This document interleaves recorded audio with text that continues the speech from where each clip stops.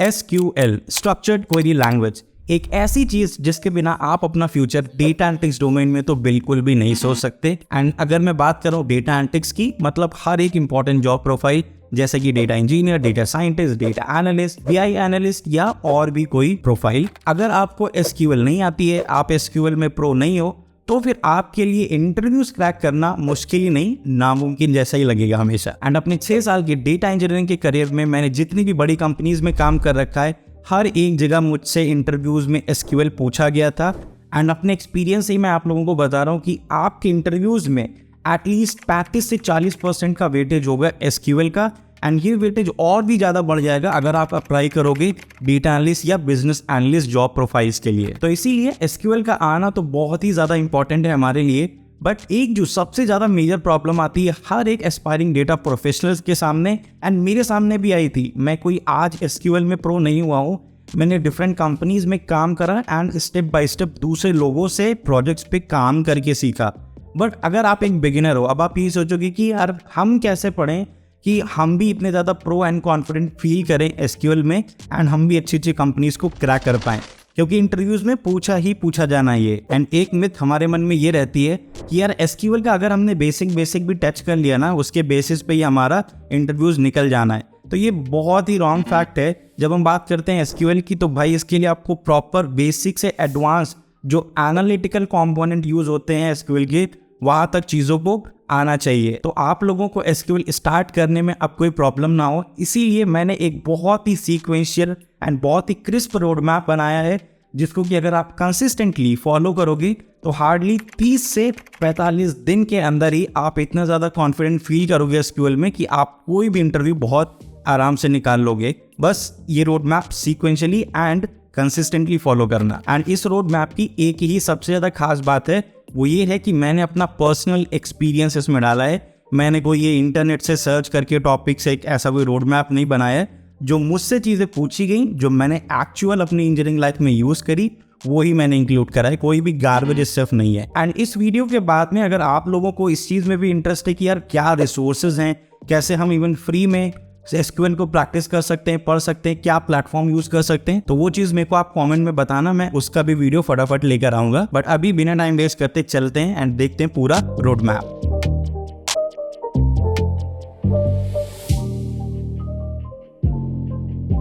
तो दोस्तों ये है हमारा SQL का रोड मैप, जो कि 2023 के हिसाब से, एंड जैसा कि मैंने बताया मैक्स टू मैक्स 45 दिन के अंदर आप फोड़ दोगे।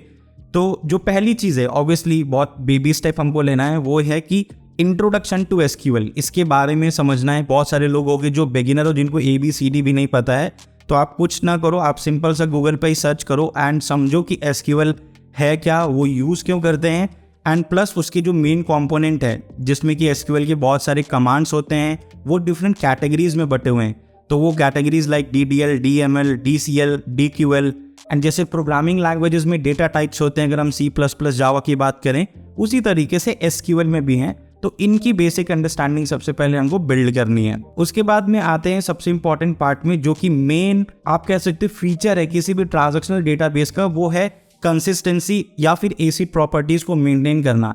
एंड वो होती ही किस वजह से है, जिसका एक मेन सबसे इंपॉर्टेंट पार्ट है, वो है इंटीग्रिटी कंस्ट्रेंट्स। सो इसमें आपको पढ़ना है कि की कंसेप्ट्स क्या होते हैं, लाइक प्राइमरी की, फॉरेन की, इनके बारे में बहुत सुना होगा।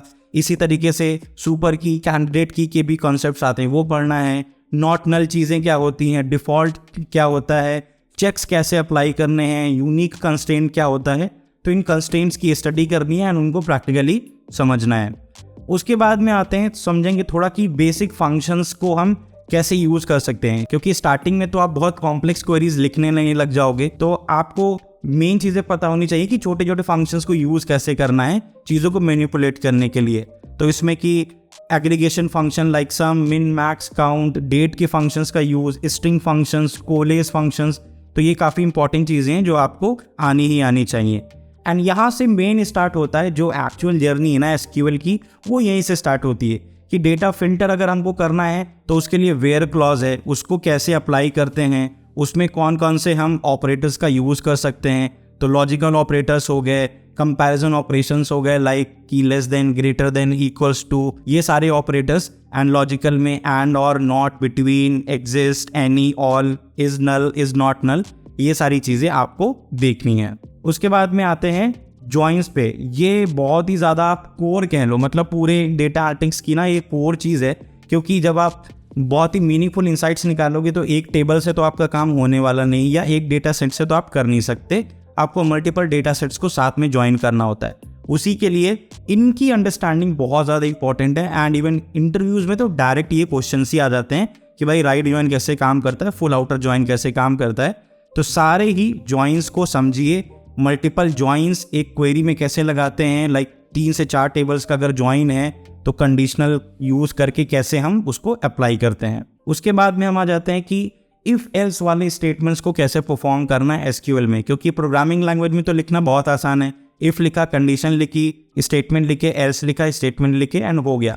बट एसक्यूएल में ऐसा कोई स्ट्रेट फॉरवर्ड तरीका नहीं है, उसका अपना एक अलग सिंटैक्स है। तो यू शुड नो कि कैसे केस व्हेन स्टेटमेंट को अप्लाई करना है, सो दैट हम नए कॉलम्स को डिराइव कर पाएँ बेस्ड ऑन सम कंडीशंस। उसके बाद में ये तो मतलब नेक्स्ट लेवल चीज़ है, एंड इससे रिलेटेड आप इंटरव्यूज़ में बहुत ज़्यादा क्वेश्चंस देखोगे, वो है ग्रुप बाय ऑपरेशन। कि अगर एक डेटा है, हमको उसमें एनालिटिक्स करनी है, लेट्स से ईयर वाइज, किसी कंपनी के डिपार्टमेंट वाइज, या कोई भी ऐसा यूज़ केस, तो कैसे ग्रुप्स बनाना है बेस्ड ऑन डिफरेंट कॉलम्स। तो ये चीज़ आनी चाहिए। इसमें ऑपरेशन हो गया like group concat, roll up, aggregation functions का use along with case statement, having clause कैसे लगाना है, एग्रीगेशंस कैसे अप्लाई करने हैं ग्रुप बाय पे, वो चीज़ें आनी चाहिए। उसके बाद आ गया कि अगर हमने डेटा को क्वेरी कर लिया, उसके बाद उसको एक स्पेशल सीक्वेंस में अरेंज कैसे करना है, उसके लिए हमारे पास है ऑर्डर बाय, तो ये चीज़ आनी चाहिए। उसके बाद इंपॉर्टेंट चीज़ होगी कि सब क्वेरीज को कैसे लिखना है, क्योंकि जब एक बात करते हैं बहुत ही कॉम्प्लेक्स प्रॉब्लम स्टेटमेंट की, तो बीच बीच में ही आपको बहुत नेस्टेड स्टेटमेंट्स लिखने पड़ते हैं, जिनको कि हम बोलते हैं सब क्वेरीज। तो वो कैसे लिखी जाती हैं, कॉम्प्लेक्स प्रॉब्लम स्टेटमेंट उठाइए और उनको प्रैक्टिस करना स्टार्ट करिए। फिर आता है यूनियन ऑल। ये भी बहुत ही ज़्यादा इंपॉर्टेंट कंसेप्ट है एसक्यूएल क्वेरीज एंड इंटरव्यू के एस्पेक्ट से, क्योंकि बहुत ज़्यादा हेल्प करता है आपको similar type of data sets को एक साथ मर्ज करने के लिए। तो ये चीज़ आनी चाहिए। उसके बाद आ गया व्यूज़ एक बहुत ही इन जनरल कॉन्सेप्ट है। तो ये एक तरीके से आप कह सकते कि वर्चुअल टेबल का कॉन्सेप्ट है। तो आपको आना ज़रूर चाहिए कि कैसे अप्लाई करते हैं, क्या इसके यूज़ हैं, एंड कैसे ये ओरिजिनल टेबल से डिफरेंट है, कैसे इसके एडवांटेजेस एंड डिसएडवांटेजेस हो सकते हैं। तो उनके बारे में आपको ज़रूर पढ़ना है। नेक्स्ट आगे जो बहुत ही इंपॉर्टेंट चीज़ हो सकती है, इंटरव्यू पर्सपेक्टिव से कई बार पूछी गई है, वो हो गई कॉमन टेबल एक्सप्रेशन। एंड ये चीज़ आपको सबसे ज़्यादा हेल्प करेगी अपनी क्वेरीज को बहुत ज़्यादा रीडेबल बनाने के लिए भी। तो आपको पता होना चाहिए कि कैसे इसको यूज़ कर सकते हैं। इसका एक ऑल्टरनेट नेम होता है, दैट इज़ विद क्लॉज। तो इसकी भी 2 कैटेगरी हैं, आइटरेटिव एंड रिकर्सिव। तो इन दोनों के बारे में पढ़िए, इनके क्वेश्चंस को प्रैक्टिस करिए, बहुत ज़्यादा इंपॉर्टेंट टॉपिक है। अगला हम आते हैं जिसको कि आप जान कह सकते हो एसक्यूएल की। इसके बिना प्रॉपर तरीके से एनालिटिक्स जो होती है ना, कि अगर आपके पास कॉम्प्लेक्स प्रॉब्लम स्टेटमेंट आ गया, देन आपका माइंड एकदम ब्लोन हो जाएगा कि इसको अप्लाई कैसे करें, सॉल्व कैसे करें। एंड वहाँ पे ये विंडो फंक्शंस आते हैं सेवियर बन के। एंड ऑनेस्टली बता रहा हूँ, आपकी इंटरव्यूज़ में इससे रिलेटेड एक ना एक क्वेश्चन तो ज़रूर आना है। एंड अगर आपके दोनों इंटरव्यू राउंड में एसक्यूएल क्वेश्चन पूछा है, तो 2 क्वेश्चन तो ज़रूर आने ही आने हैं, पक्का। मतलब मैं लिख के दे सकता हूँ ये चीज़ कहीं पे। तो इसमें आपको पढ़ना क्या क्या है, इसमें बहुत सारे इंपॉर्टेंट कॉन्सेप्ट्स हैं। पहला कि विंडो बनाते कैसे हैं, उनकी स्लाइडिंग कैसे होती है, उसका सिंटैक्स कैसे अप्लाई होता है। फिर रैंकिंग से related window functions like row number, rank, dense rank, इनके बीच में डिफरेंस क्या है, ये तो बहुत ही स्ट्रेट फॉरवर्ड इंटरव्यू क्वेश्चन भी है। फिर इस तरीके के एग्रीगेशंस कैसे अप्लाई करते हैं पार्टीशंस पे। फिर लैग, लीड, इस तरीके के first value, last value, nth value, ntile value kind of window functions. ये बहुत इंपॉर्टेंट कंसेप्ट है जो कि आपको हेल्प करेगा running sum, running average, weekly average, इस तरीके के यूज केसेस को सॉल्व करने में। तो फ्रेम क्लॉज हम इसको कहते हैं। एंड इन दोनों के बारे में बहुत ही अच्छे से डेप्थ में पढ़िए, रोज बिटवीन, रेंज बिटवीन। एंड ये जो चीज़ मैंने मेंशन कर रखी है, इस पे प्लीज़ बहुत ज़्यादा फोकस करिएगा अगर आपको प्रो बनना है एसक्यूएल में। लास्ट के जो टॉपिक हैं वो पिवट टेबल्स का है। ये बहुत ही ईजी टॉपिक भी है, मतलब इतना कुछ वो नहीं है, आपको सिंपल एक तरीके से ट्रांसपोज जैसे होता है एक मैट्रिक्स का या एक टेबल का, वो बनाने के लिए इसको कैसे यूज़ करते हैं वो चीज़ आपको देखनी है। एंड बोनस टॉपिक्स जो कि आपको हेल्प कर सकते हैं इंटरव्यूज़ को और सीमलेस बनाने के लिए और एक तरीके से अपने चांसेस बढ़ाने के लिए इंटरव्यूज़ में एक अच्छा इंप्रेशन क्रिएट करने के लिए। तो आप इंडेक्सिंग, शार्डिंग, पार्टीशनिंग कैसे होती है, रेप्लिकेशन कैसे होता है, यूज़र डिफाइंड फंक्शंस कैसे बनाते हैं, वो चीज़ें भी देख सकते हैं। बट इनको आप हमेशा लोअर प्रायोरिटी पे थोड़ा रखिएगा स्टार्टिंग में। उससे पहले मेन चीज़ें ये हैं जो मैंने ऊपर से बताई हैं, यहाँ तक विंडो फंक्शंस तक, पिवट टेबल्स तक, ये सबसे ज़्यादा इंपॉर्टेंट है आपके लिए। तो आपका पहला प्राइम फोकस इस चीज़ पे होना चाहिए।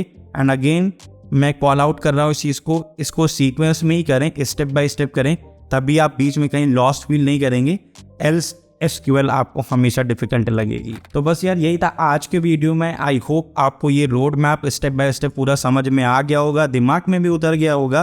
एंड आज से ही आप लोग स्टार्ट कर दोगे ये 45 दिन का रोड मैप। अगर करने जा रहे हो या कर दिया है तो कमेंट में मुझे बताना। एंड इस रोड मैप का भी लिंक मैं डिस्क्रिप्शन में डाल दूंगा, सो दैट कभी भी आपको ओपन करके देखना है आप आराम से देख के इसको फॉलो कर सकते हैं। तो इसके बाद आपको क्या करना वो चीज़ भी पता है, सो दैट हम और ज़्यादा से ज़्यादा लोगों को हेल्प कर पाएँ। वीडियो को फटाफट लाइक कर देना ताकि ज़्यादा लोगों तक पहुँचे। एंड कैसा लगा ये वाला वीडियो वो भी बताना। नेक्स्ट कौन सा वीडियो चाहिए वो चीज़ तो डेफिनेटली मेरे को कमेंट्स में बताना। तो मिलता हूँ बहुत ही जल्दी एक और नए वीडियो में, नए कॉन्सेप्ट एंड नई चीज़ के साथ में। तब तक के लिए बाय बाय।